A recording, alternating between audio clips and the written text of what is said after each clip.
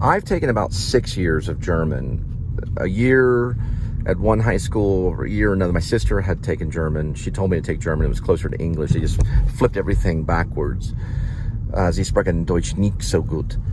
And I can still go do the 1, 2, 3, 4, 5, 6, 7, 8, 9, 10, 12, 13, 23, 24, 25. Oh, no, I skipped to 20. Sorry. 2, 10, 13, 14, 15, 16, wait, 17, 18, 19, then 20, then 21, 22, 23.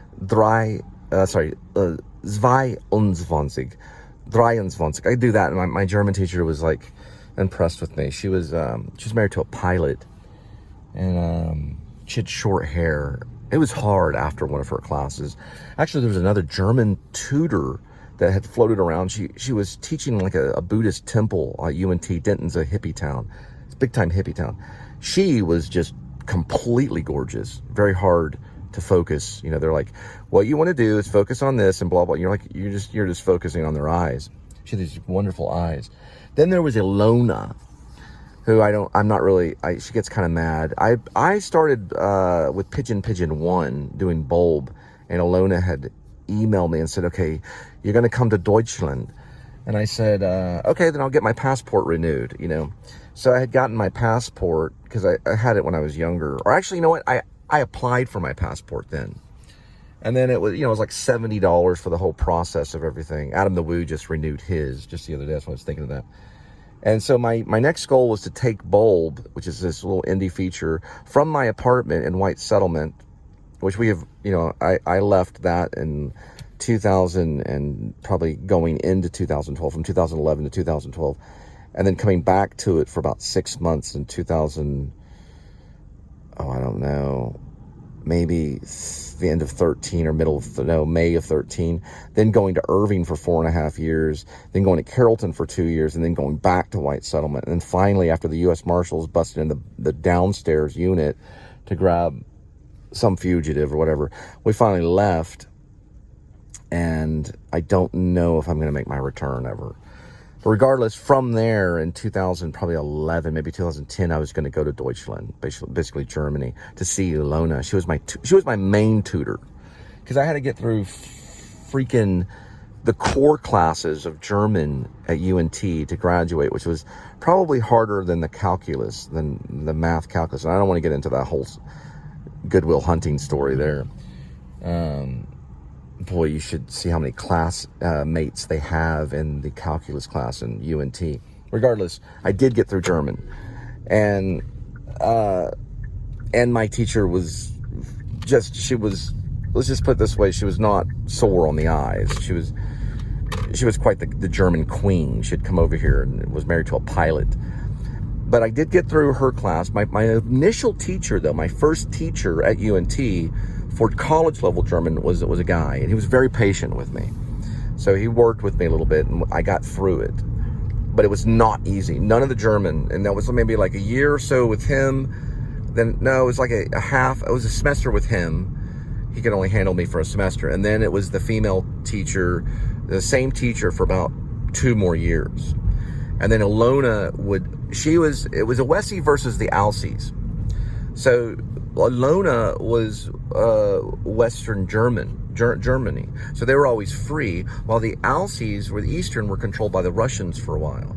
And my teacher was an Alsie. She was Eastern Germany, not too far from Berlin, while Ilona was Wessie, and she was Southern. So she was probably, where the castles are, Edelweiss and all that. Well, Edelweiss is a song. Anyway, I'll have to look on a map. But she's, I think, Bavaria. So I could be completely off on all this. I'm sorry if I'm mixing the Alsies and the Wessies. It's the east and the west of Berlin. But regardless, she was Western. So she was like, Ilona was into Aikido. She liked to eat Oreo cookies. She knew all about America. Although I did send her to California. My mom works worked for American for many years, was able to fly her around. So we flew her to California. She got to go to Universal and stick her head in Jaws' mouth. And you can see her big butt on this one photo I have. But she was fun. I would come over to her dorm room and knock on the door because I'd be like, I got this test coming up. There's no way I'm going to get through this. I'm going to have to ask her this, and this, just to get through this homework assignment. And she would be in a karate gi. This is a true story. She'd be in a karate gi, practicing Aikido and eating milk and cookies, Oreo cookies, at the same time. I was like, "What are you punching the air doing are you punching the air doing a form?" Because I used to take Taekwondo. And then you're going to eat a cookie, and she would laugh. And then she would talk to me about German. And then we would sit there and go over the homework assignment. I may have kissed her on the cheek, but one time she almost got her butt kicked by these two black gals that were in the study room because she went shh and did the whole silencio kind of thing. And they went off on her butt because they recognized the German. And boy, I have to remember what silence is in German. But boy, I never seen her turn so rosy red. And I had to separate everyone from the fight. It turned into almost a cat fight. They didn't fight, though. They didn't physically fight. But she knew Aikido, so she could have defended me. No, they were talking very loudly, and she got mad because she's from Germany. But they talk in study rooms in college in America. Yeah, so Ilona, the story with Ilona, that could be, I don't know, maybe a possible unrequited love story. She was a fan, so she would go to the Shakespeare plays. I was in Midsummer's a couple of times. They're doing it at Hip Pocket. I love Midsummer's. I might have to drag out there and get the mosquito repellent and watch some Hip Pocket Midsummer Night's Dream. I probably will try to make that one. They're doing it at Hip Pocket this year. It's on the season. But I played Demetrius the first time, and then later when I went out to Los Angeles, the Calabasas, I starved and played Starveling, the tailor. But I started with Demetrius, which was a love interest. Well, he was a love interest to some, but he was a hero. Well, he was a soldier that was in love with Helena and all the rest because of the fairies. This is true. This is Shakespeare. And so she would come, my mom would come, they were big fans. They're, oh, Cole.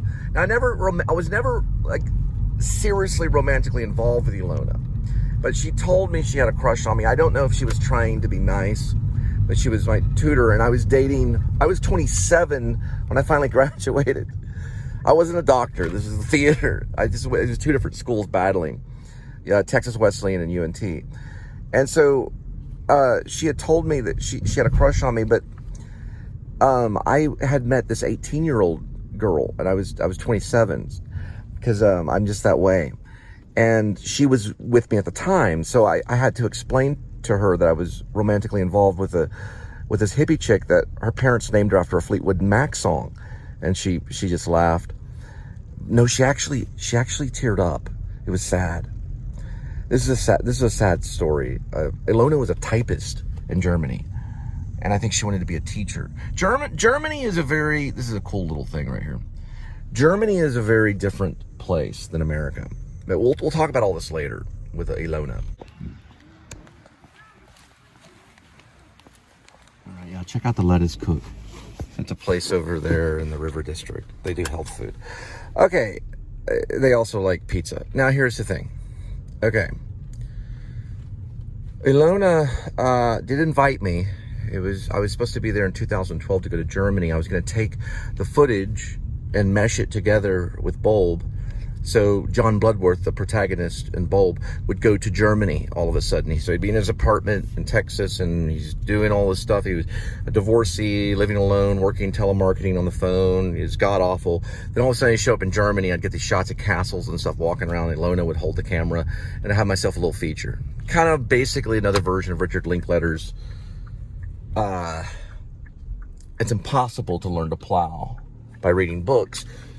The only thing is that there'd be more dialogue, much more dialogue, because I consider that film, Richard Linklater's film, It's Impossible, I consider that a top 10 of all time masterpiece works. You should see my top 10. Actually, I have a top 11. He made the top 11, but it goes on for hundreds of movies. I don't know if Carnage Roman Polanski's Carnage will make it, but The Tenet did. Let's just put it that way. It's a long list, but listen, I would feel, if I was at a party with Quentin Tarantino, I would probably be quiet, you know. I wouldn't challenge him. Same with Sean Baker, but you know, Sean Baker from Florida Project, he likes RoboCop, so you know, I might talk to Sean Baker about some stuff, but I'm not like, you know, I could BS through an NYU. If they say, if an NYU's go, we want you as a professor for this blah, blah, blah vlog social media thing, I could BS through all of it. Yeah, and I could look it up. Plus I could hang out with Scorsese, or at least Spike Lee, and they could give me a few pointers. And there's a lot of stuff that needs to be seen. I mean, I watch a lot of YouTube. But regardless, back to Ilona. I ended up not going to Germany in 2012. I ended up going to Maine, which is close enough. Hey, do you know they used to take the Nazis? These were Nazis that were basically captured during wartime in the 40s. They took them to Maine. They took the Nazis, the POW Nazis, to Maine to work. This is true. This is also a hint from apt pupil from Stephen King. But my parents are still, at least my mother and stepfather, are retired there in Maine. There's rumors about North Carolina, but right now, for the last, I would say, since mid 2005, 2006 or so, they have finally, like, they escaped Texas, you could say, and went to Maine to retire. They've been there since, which is almost 20 years. And I visited for 17 months and escaped. To me, it was escaping. I was like, no, Maine is a place to escape, especially the winters. I got through the second winter and it was like, the ice piles up like over these cars. There's ice walls that go over these cars, like right here, like a fence. It makes like a wall of ice. No movies captured the true horror of wintertime in Maine, in my point of view. I was certain I'd freeze to death. Anyway, I didn't go to Germany. I regret it, kind of. I wanted to visit Ilona and say hi. And this was after my first divorce with Sarah, who was a half Sicilian. And she just kind of it was a long thing. And so I survived the divorce. We only had cats, so it wasn't that hard. It's when you have kids that it gets difficult. And that was my first marriage, and I was like, that's gone. What am I going to do? And then I was just going to go to Germany for like a week or two and just hang out and drink German beer. But I didn't. I wasn't able to. But I always wondered what it would look like. And, you know, the thing, I listen to Autobahn every once in a while. And I did go through the whole German experience and learn and got through the German classes. And I have been to Czech Republic. So I did stay there for a little while doing a Shakespeare play coming out of UNT at the Sakanti Festival. I didn't get to go to Germany, though. I always thought I wanted to see the remnants of the war. I wanted to see the castles and just, you know, Martin Luther has... This is the founder of the Protestant Reformation. He has origin in Germany. You know, Martin Luther was German. That's the reason why the Romans couldn't kill him. 70331.4.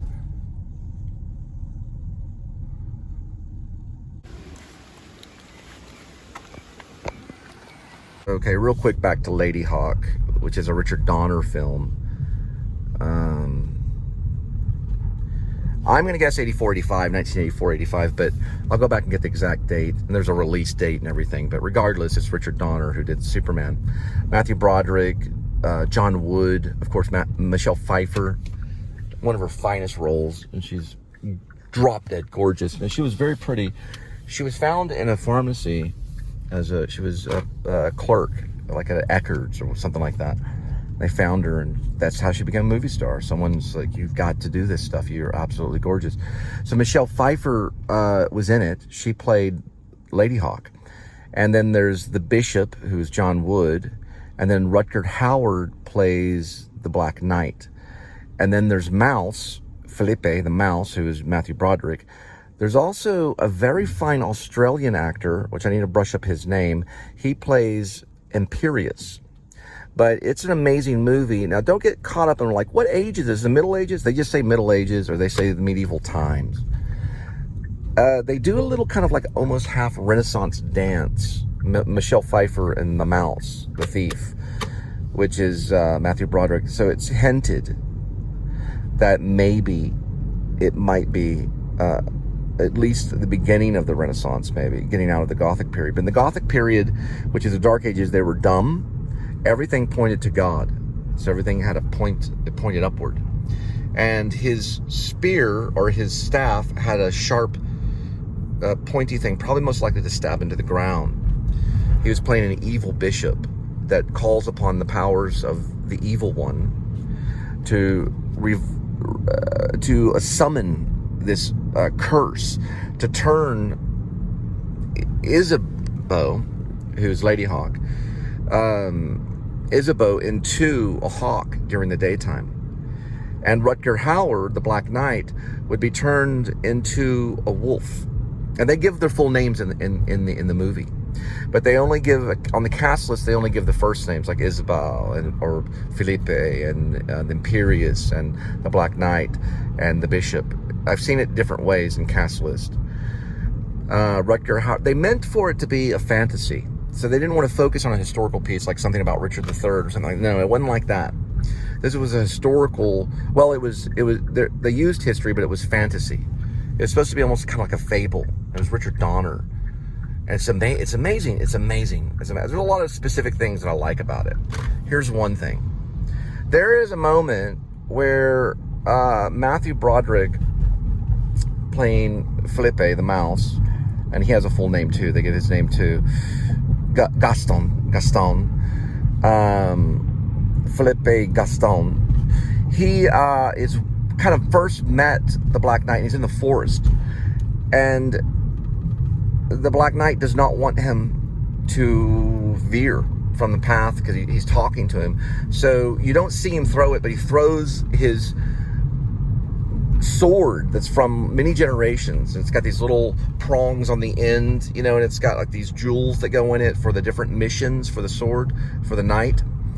And this was the head of the command, like he was the main knight, the chief knight of this bishop.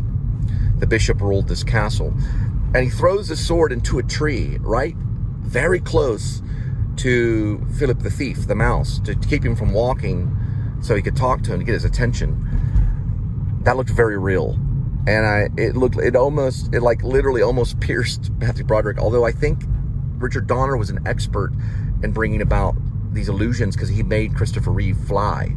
So it's an amazing film. Check it out. The soundtrack is dated, but I still love the soundtrack. I actually cried in it. It's that good. It's one of my favorites. So Isabeau, played by Michelle Pfeiffer, would be turned into a hawk. A hawk during the daytime. She could fly around as a normal hawk.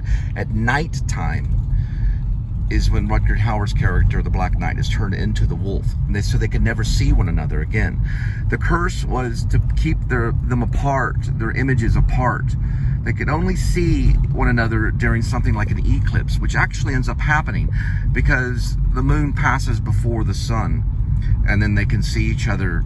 But if the bishop witnesses them together, then the curse is broken. And then that ends up happening in a very strange way. It's a brilliant original script, okay? So if you go to original script meeting, okay, and everyone's like, okay, we're all original script writers, we're all what's called, they're not adapting, meaning they're, adaptation's one thing, right? So it's just a screenplay, right? It's just a script, right? It doesn't come from a book. It doesn't come from a newspaper clipping. It's just an original screenplay. Ladyhawke's going to be mentioned in that meeting. It better be. John Wood's amazing in it. He plays the evil bishop. It's just the whole thing is brilliant. And the acting is actually very good. It's showing Udo Hagen's training and Matthew Broderick, whether he was trained before or after, I don't know, but he certainly was a willing student of Udo Hagen, and you could see him really thinking, because he has to talk to stay alive. Philip the Mouse. I talk about him a lot when I do this kind of thing. It opens with Philippe digging out of his cell, and he's in the ground. He quotes the birth of from his mother. Like they almost speak. It's not iambic pentameter by far, but it sounds like it at times, especially John Wood, because of the way he talks. He uses the longbow, which is similar to what Laurence Olivier used, for sure. He was borrowing from Laurence Olivier. And it's amazing the way that the film plays out. It's very real. I think the acting's real, even today. It works. And Richard Donner, it basically, I think it saves his entire career, because you can always say, well, what about Ladyhawke, Even though Superman is campy, Christopher Reeve was, well, he was good, but Superman's a little campy. But some people are big fans of the what they call the original Superman movie. I'm gonna have to reactivate that. It's on Summer Noon by Wilco. Regardless, see Ladyhawke. Just see it. It'll make you cry. It's one story that's about love. It's about romantic love in the medieval times. Sorry to old Ladyhawke fans, because I know there's bigger Ladyhawke fans. Rutger Hauer played Navarre. He was the knight. I always called him the Black Knight, but he's actually called Navarre. But he does wear, it's important to know that he does wear black. He has a black cloak as well as armor. And they do call the wolf the Black Wolf. They do call him the Black Wolf. But he's known as Navarre. He's passed away, by the way, Rutger Hauer. The character, the knight that he plays is Navarre. He's the captain of the knights under the bishop. And the bishop is just called bishop. He's just called bishop. Imperius is just called Imperius. And he's kind of, Imperius to me is kind of like a Protestant king almost, but he's not really. He's kind of a drunk that lives in this old castle. For some reason, I always think of the end of Logan's Run. It was shot right over this way. This is Fort Worth. Logan's Run was shot right over here. I should know everything about Logan's Run. I should study it every night, but I don't. But there's that old man sequence. It's kind of that feel a little bit, but Imperius is more jolly. He's he's heavy set. He's kind of like a Santa Claus kind of thing. He's not dressed like Santa Claus, but he's dressed like a Protestant monk kind of thing, if you even have a Protestant monk. Like he drinks a little bit, which Protestants usually don't, but the Protestant Reformation certainly was in the air, either to begin or not. And they may have been making some comments about that, because in the end, the bishop is killed by Navarre. So Isabeau's not stabbed by the bishop. And the bishop does witness them, and the curse is broken. And Isabeau and Navarre reunite, and the mouse and Imperius kind of watch it, kind of crying, because they're glad that they're together. And then, of course, the bishop tries to kill him. He represents something. And it's also another thing, too, if you got to listen to it, and this is some other things I have to say about it, is the captain fell from rank. He fell from everything for love, and had to leave the castle because of the bishop's jealousy of love. And he falls from the rank because of this curse summoned by the evil one. It's actually great structure and story and what they represent. But at times, at this one time, you see in Rutger Hauer, you see him as wolf and man. His eyes at one time are still the wolf eyes, Navarre's eyes, and then he can see the eyes of Ladyhawke, which is Isabeau. He can see her eyes, piercing blue eyes, just like a bird. And they dig a hole in the ground so that they can get into the ground. And the writers were clever, because they had to get the wolf into that hole next to Isabeau. And the only way that they're going to be able to do that is to come up with some sedation of the wolf. And they do that by having the wolf fall into this ice pond, or it's like a little icy pond, and has to fight for his life in the ice. Matthew Broderick's character, who is Philip the Mouse, goes out and stabs the sword into the ground and ties a rope and lures the wolf. He has to use himself as almost like a life vest for the wolf, or at least a raft for the wolf to get out. And he does. And you just have to see how they do this. And then the wolf is tired because he had been swimming in this icy water. Finally, the wolf is put into this hole with Isabel, who is still, at night, she's a woman. So she's about to transfer into a hawk, and he's about to transfer into a man because it's at the sunset. And the rays of light hit Navarre, causing him to turn into a man. He's a man during the day. And then boom, all of a sudden she's wearing a cloak and they can see one another. And then boom, she turns right into a Ladyhawke and flies off, and he reaches for her and then screams, you know, in frustration. Finally the eclipse comes and they hook back up, and it's just brilliant. It's original screenplay, for the love of Mary, you know?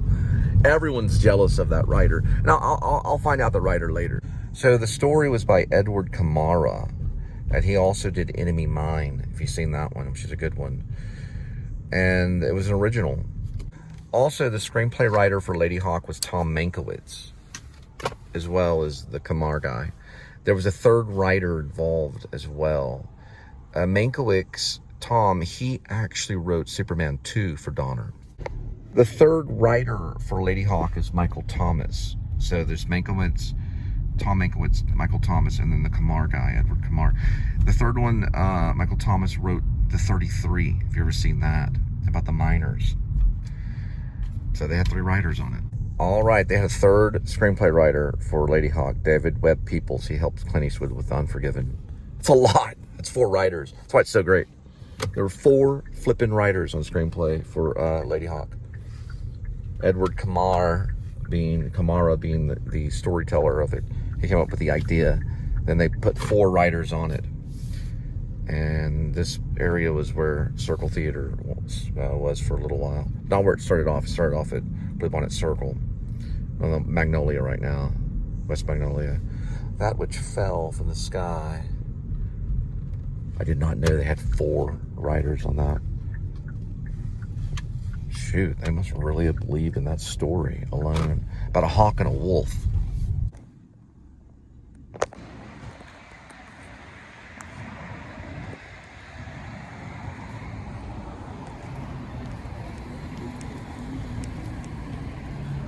It's a new coffee shop that's going crazy. Come on. They're about to open the corner right there.